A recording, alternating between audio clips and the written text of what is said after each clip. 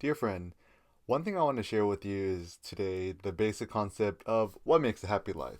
So, I've been thinking about this for a long time, and to me, an active life is a happy life. What I mean by that is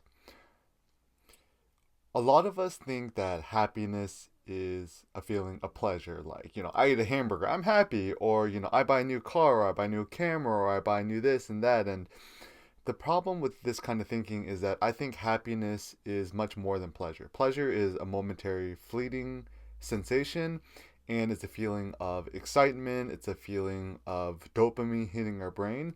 But I think true happiness is this word in Greek called eudaimonia, which means human flourishing. And to me, human flourishing is like imagine yourself like you're a well, and from this well, you have infinite opportunity, potential, and art just within your heart, just waiting to bubble up. And in order to live a happy life, it's for you to always be creative, for you to always keep seeking new forms of knowledge, and for you to keep giving birth to new ideas, to new art, to new words, to new images. And the more you could do that, and the more often you could do that, the better. So I think that if you want to be happier in life, is to live the most active life possible. So for example, to live an active life means to be actively doing stuff. I think in American society at least, we confound pleasure and happiness as just like comfort and security and stability and safety. So we think that, oh, once I could, make $1 million or make X amount of money a month and not have to work and just sit at home and watch TV all day. It's like, no, that's not happiness. And even one thing I wanted to share is a lot of people say, oh, okay, I'll be happy once I could, become location independent and travel the world, blah blah.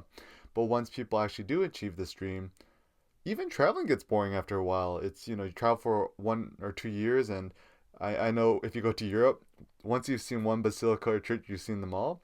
And constantly just giving yourself novel experiences isn't really necessarily happiness either, because when you're traveling, you're abroad, you're essentially just consuming random experiences. You're more of a consumptive, it's actually quite passive.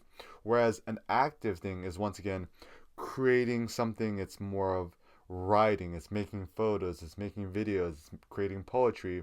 And that's the cool thing with living a happy active life, is that you can do it anywhere. So for example, right now I'm just here in the suburbs in Orange County at Cindy's family's house, and it's like the most like kind of in theory the boring place ever. It's like boring house, boring neighborhood, but I have all the essentials. I got Korean barbecue that I could get for like $12.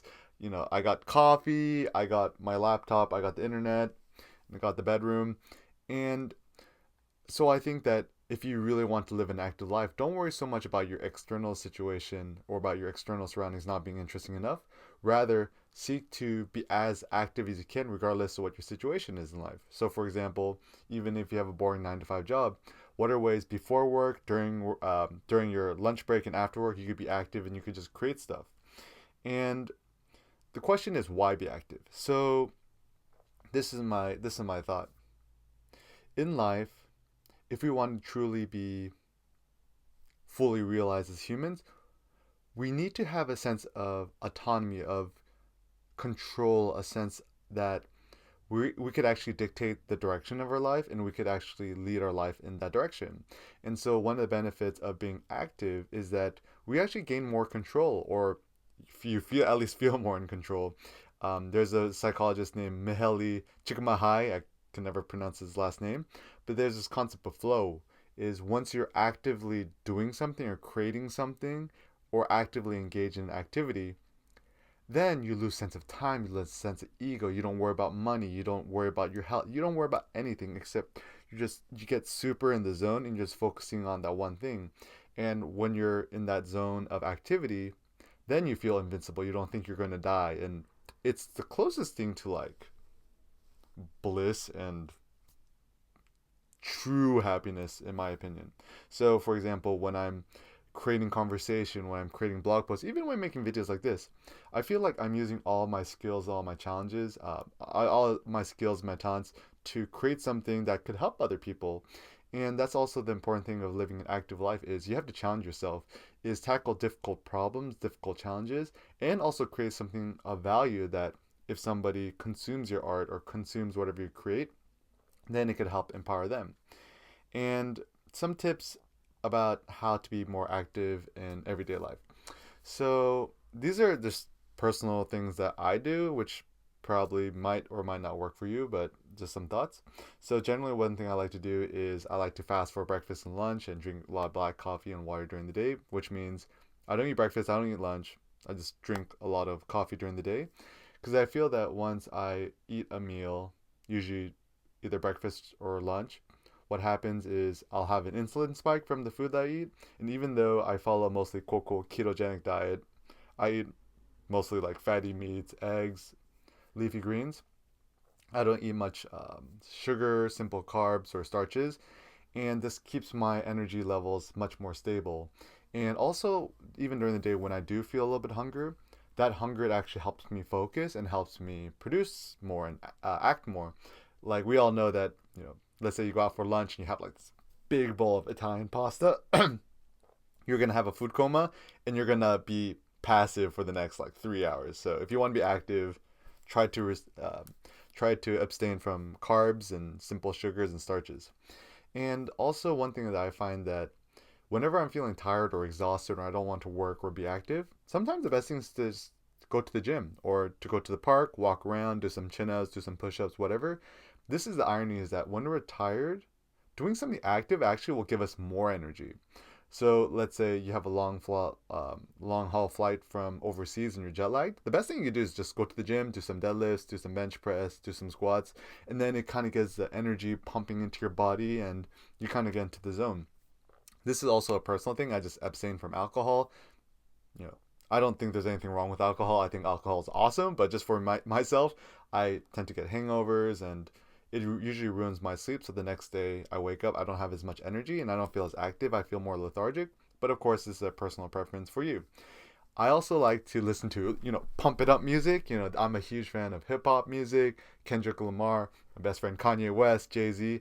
Any type of music that gets you in the mood to be active, to get you pumped up, is kind of good music. So I would generally recommend to listen to music that you know, excites you, that motivates you, and generally to not listen to negative, depressing music because that's gonna make you more passive and not really put you in a positive mood. And once again, espresso cold brew coffee, just keep it black, black on black on black. It'll keep you without all the crazy, insulin spikes going up and down. Just keep it black, no sugar, no cream.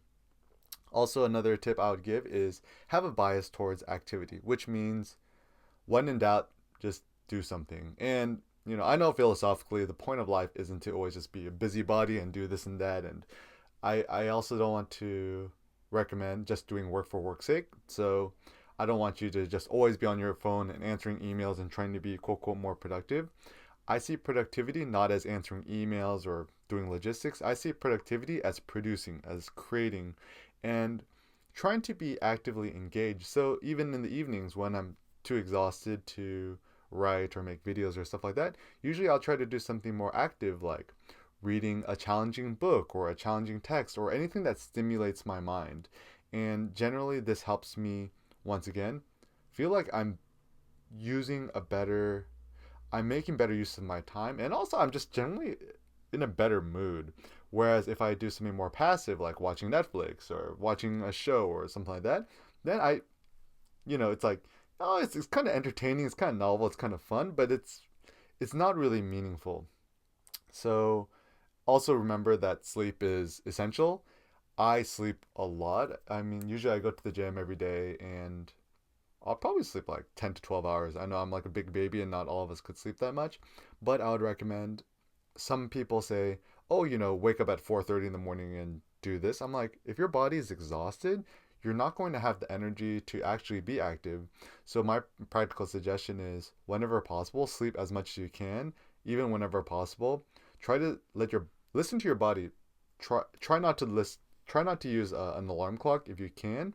And even so, like let's say this, it's better to have 1 hour of free time in the morning and get a proper night's sleep than having 2 hours of free time in the morning and not having proper hours sleep. Because let's say you get shitty sleep and you have 2 hours of free time in the morning, you're not going to have an impetus, or you're not going to have the energy or the power to actually do something or create something or do something active that's meaningful. Whereas if I sleep really well and I only have 1 hour free time, I'm going to use that 1 hour really, really well. So realize with time, it's not just about having a lot of free time. It's a lot about having the energy to actually make the best use of time. So quote unquote energy management is actually more important than time management.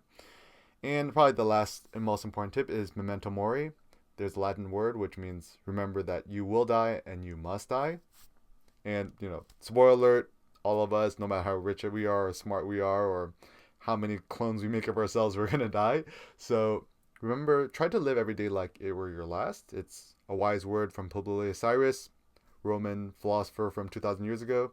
If you live every single day like it were your last, you're going to make the best use of your day. And of course, you're most likely not going to die in the evening, but it's just a daily practice that keeps you focused on in the zone in terms of what's really important to you in your life. So for myself, it's about creating ideas. It's about sharing ideas I found in the past, which I find useful. And it's about just helping you. It's helping my fellow man and also helping myself and my family. And I think that the more we could work together as a community to help empower one another, the more we could share our knowledge, the more we could keep this open, the more that all of us will benefit.